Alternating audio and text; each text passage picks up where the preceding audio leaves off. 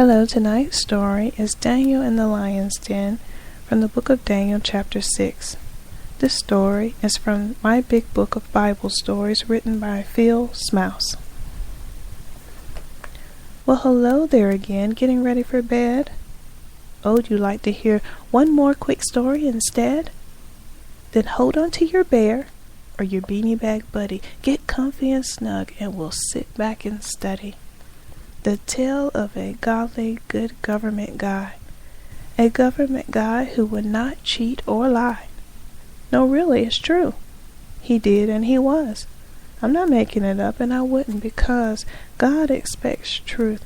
And so Daniel was true, just as True Blue ever did or could do. Daniel did his job well. In fact, he was the best.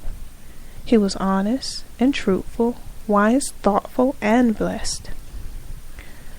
So do you think that his workmates would love him? They must. But they hated his godly, good governing guts.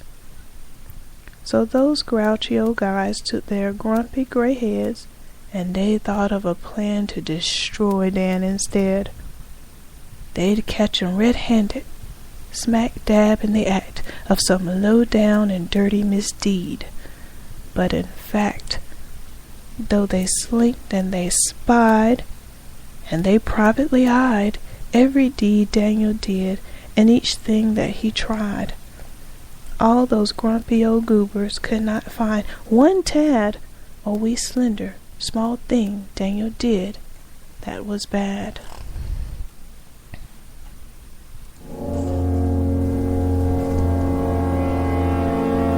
Yes, these grouchy old guys were confused and perplexed. They were scratching their heads over what to do next. When right up and on out of their angry, numb noodles came thoughts so pitch blackened by oodles and oodles of years lived outside of the goodness of God, that they pestered and festered and nibbled and gnawed at the place in their hearts that was faithful and true, and just chewed a big hole right on out and clean through. If he will not do something that's creepy and stinky, we'll make up something, they all said. So I think we should wind up our wits and think of a new plan to get rid of that godly, good government man.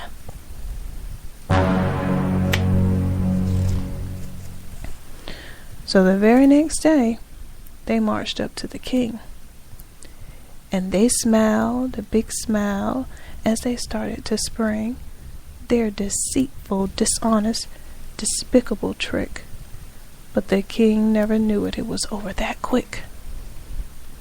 "Oh, great king," they sang out, all whipped creamy and sweet, "we bow down and we kiss your 2 hairy brown feet. For your humble wise servants do wish and agree that the king should proclaim a new royal decree, that whoever would dare to give worship or praise or to kneel down and pray for the next 30 days unto another other than your own sweet self should be rounded on up from each closet and shelf and enthroned to the lions, both damsel and dude, to be chopped on and chewed like a sack of fast food." Well, sounds good to me. Yes, that sounds like great fun. So let it be written and let it be done. And with that, the king signed a new royal decree that could never be changed, not one Q or one T. Not by king or by queen, not by damsel or dude, not till 30 long nail-chopping days would conclude. Well, when Daniel found out, it was truly a shock. Oh, but what did he do? Did he shudder and knock? Did he run for the hills? Did he whimper and bend? Did he crawl in a hole and just try to pretend that he was not a mighty young man after God? He did not. For like you, he was caught up and awed by the wonder and love of his heavenly King. And so Daniel did not change one wee little thing. He went up to his room and tore open the shutters and prayed till the walls and the roof and the gutters all shook with the furious, wild love of God, till his heart and his mind and his chubby wee bod were alive with new life. Yes, he prayed and he prayed, which is just what he did at that time every day.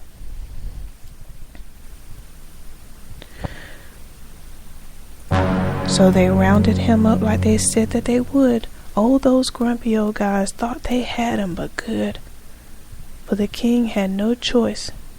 He would have to conclude Daniel broke his new law and would have to be chewed.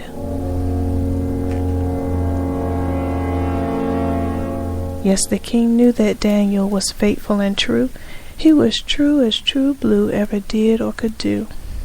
But he made that dumb law, and he knew he'd been tricked. And quite soon little Daniel would be lapped up and licked by those hungry young lions, those fangs, and those claws. Oh, but what could he do? Not one thing, so he paused. And he said, "Throw him on in. He would not hide his faith, but may God, whom serves him, keep him comfy and safe." Then the king ran away to his kingly-sized bed, and poor Daniel was thrown in and left there for dead. And deep down in that hole, with those big, hungry guys, what we Daniel did do should have been no surprise. For as often I say, and as everyone knows, every cat loves to pray wherever that he goes. So they pulled up their rocks and their chairs and their pews, and they said their hellos and their howdy-doos.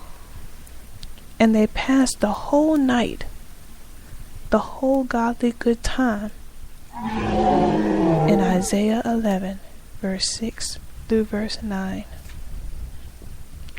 But the king couldn't sleep.